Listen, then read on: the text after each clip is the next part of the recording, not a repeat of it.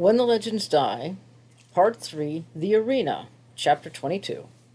Red got the permit without any trouble. It was a formality that the agent was glad to have done with in a hurry. For his records, it solved the whole problem of Thomas Blackbull. Then Tom and Red Dillon got on the horses again and rode on south, pushing to get off the reservation that evening. The sun had set before they crossed into New Mexico, but they rode for another hour before they stopped, hobbled the horses, divided the bedroll, and made a supperless camp. The next morning they rode on, across rolling flats, which were much like the land on the reservation, except that there was more grass. Early afternoon, and Red said, "Now we're on my range. Another couple of hours and we'll be home. Some folks might not think it's much to look at, but it's a roof and a bed, and old Mio keeps the cook pot going. I will say this," he laughed, "it don't stink of sheep."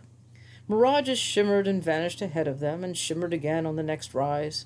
"Grass enough here," Red said with a sweeping gesture, "for a real layout. If I ever figure it's worthwhile, I could put 1,000 head of horses out here and still have grass to spare. But if I did, then I'd have to hay them in the winter. Start haying, you've got to have help. Help eats up all the profits, so I keep my layout small so me and Mio can handle it." And a little later he said, "You'll like Mio. He's an old chili eater, and he don't have much to say, but he's all right. Used to be quite a rider himself till a bronc fell on him 8-10 years ago. Broke something in his back, and he's got a hump on his shoulder now. You ever ride in a rodeo, Tom?" "No." "Ever seen one?" "No." "Well, you will. Things go right, we may go to the show in Aztecs next month.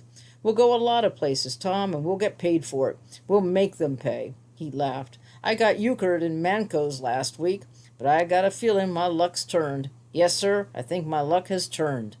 Mid-afternoon, and what looked from a distance just another wide gully began to spread out ahead of them.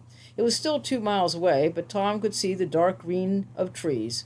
They were coming to the sharp-walled canyon of the San Juan, which, picking up the water from half a dozen big creeks after it passed Pagosa, became a river that swept in a great arc down through the corner of New Mexico before it swung north again and plowed its way into Utah and the incredible canyons of the Colorado.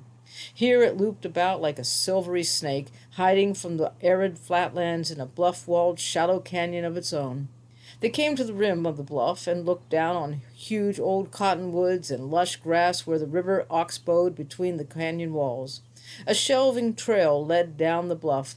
As they rode down, Tom saw a weathered cabin among the trees, an unchinked log barn, and a set of old pole corrals. Beyond the cabin was a garden patch green with rows of beans and pepper plants. A bent man was hoeing in the garden. They rode to the barn, unsaddled, and turned the horses into the corral, and Red led the way to the cabin. The gnomish, leather-faced old Mexican, with a hump on his shoulder, put down his hoe and came to meet them. "This is Tom, Mio," Red said. "We're going to teach Tom to be a bronc twister." Mio looked at Tom, then asked Red, "You win at Mancos?" Red shook his head. "But my luck's changed. Me and Tom are going to Aztec and take their shirts." "Maybe," Mio said, and he turned and went back to the garden. The cabin was one long room with a fireplace across the far end. In front of the fireplace was a plank table and 2 benches. Several bunks were built against one wall, and on pegs on the other wall were rawhide lariats, bridles, spare cinches, and 2 pairs of sleek leather chaps, assorted riding gear. There was a pile of firewood beside the fireplace. A string of red chilies hung from a beam, and on the white ashes stood a black coffee pot and a slowly simmering iron kettle. Red tossed the bedroll on a bunk, picked up a mug and a bowl from the table, and poured coffee. "Help yourself," he said as he spooned beans and chili from the kettle. Tom got himself a bowl of chili and a cup of coffee, while Red found the tortillas in the Dutch oven. They ate in silence until Red had finished his chili and beans. He filled his bowl again and sat back to let it cool. "Well, Tom," he said, "the agent asked would I see to it that you had a home and learned a trade. I don't know what he'd say about this place, but it's a roof over your head when it rains. A cut better than a sheep herder's tent, isn't it?" Tom nodded agreement and went on eating.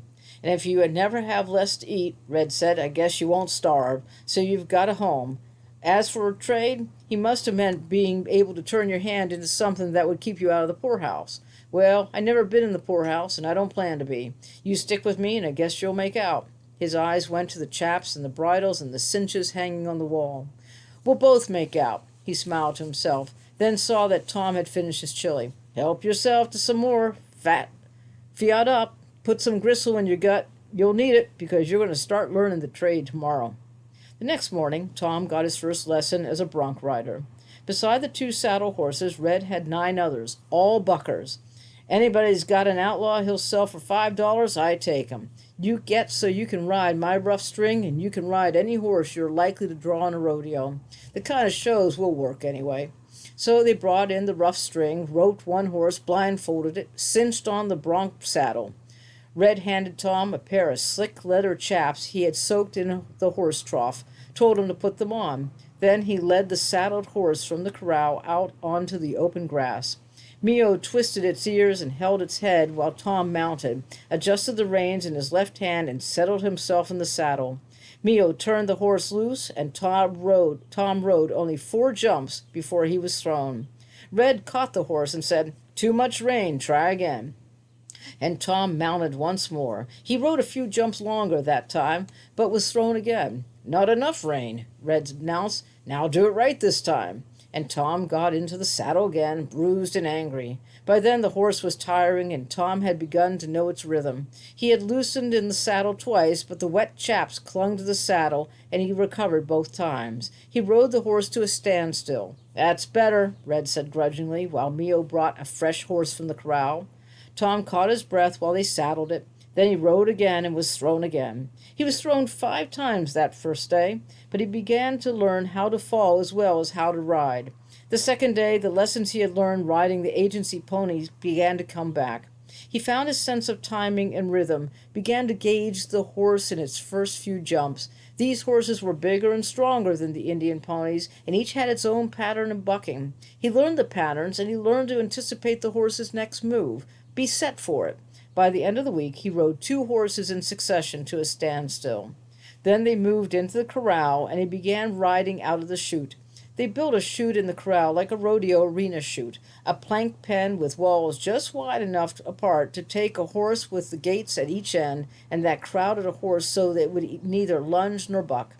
There was a narrow runway on each side where he stood to saddle the horse, and from which he mounted. The first horse Tom rode out of the chute was a big roan as mean as a tomcat with its tail on fire. It made such a fuss that Mio had not only to ear its head down but bite the tip of one ear while Red saddled it. Then Tom straddled the chute, let himself down easy into the saddle, got set, and Mio opened the gate. The horse lunged out, bucking, side-jumping, fighting like a fiend. Tom, riding in dry chaps, felt the rein slip in his sweaty hands, tried to recover the slack, lost a stirrup, and went head over heels. As he slowly picked himself up from the hard-packed corral, Red shouted, "Come on back and ride him right this time." He caught the roan and put him in the chute again. Tom recovered his breath, dried his hands on his shirt, got into the saddle again, adjusted the reins, and Mio opened the gate. The roan went out, bucking just as viciously as before, but Tom rode him for ages, it seemed. Twice he was loose in the saddle, and each time he recovered. Once he had to grab the saddle with his free right hand, and he heard Red yell something, but he wasn't listening. The roan fought the rein. It reared and came down with a jolt that made Tom's teeth hurt. But he rode it until it was gasping for breath, until it slowed to a crow hop. Then it stopped, and he eased out of the saddle. His legs were quivering, his belly was drum-tight, his head was ringing, but he led it back to the chute. "You pulled leather," Red accused. "I rode him." "You didn't ride him clean." "I rode him." Then Tom knew he was going to be sick. He started for the corral fence, but couldn't make it before he threw up. Then he went to the fence and leaned on it till his head began to clear. "Come on," Red ordered. "You've done your puking. Now you're going to ride like I tell you to."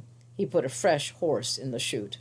2 more weeks, and Tom had ridden every horse in Red's rough string to a standstill. He ached from head to foot every night, but he had learned to ride. Red admitted he was doing pretty well. "We're almost ready for Aztec," he said, "but there's still a thing or two you've got to learn." "What?" Tom asked. "I'll show you. Maybe tomorrow." The next morning they put a gray mare in the chute. She was ducker and a dodger. Give her 2 inches of slack and she would jump right out from under you. But Tom knew her tricks. He was buckling on his chaps when Red asked, "How does the saddle suit you? Cinches tight enough?"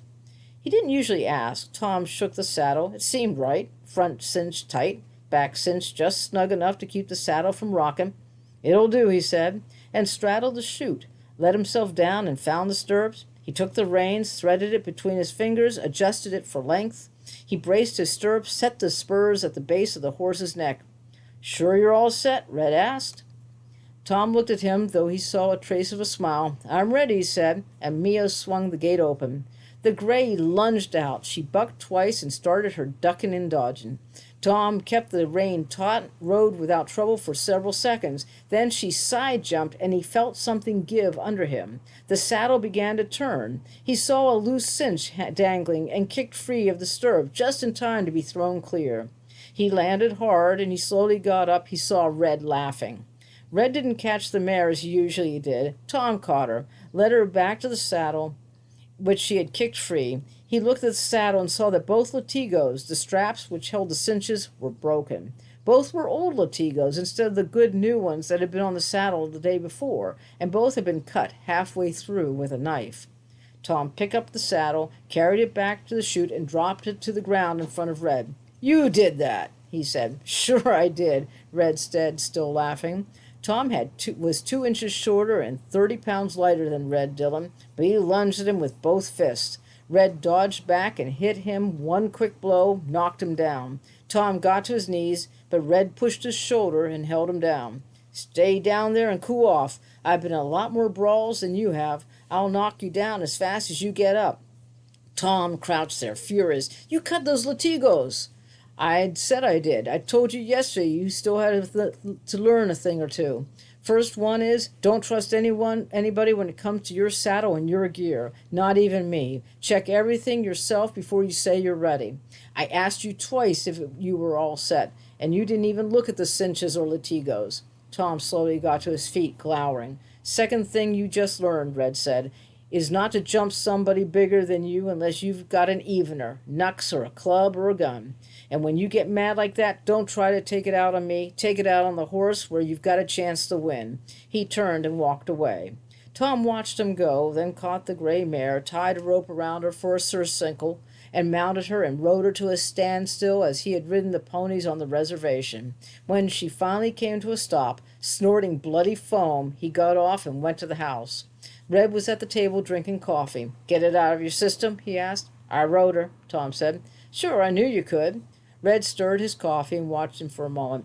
"You can ride the horses they'll have at Aztecs, too, but you're going to lose just the same." "No, I'm not." "I say you are." "Why?"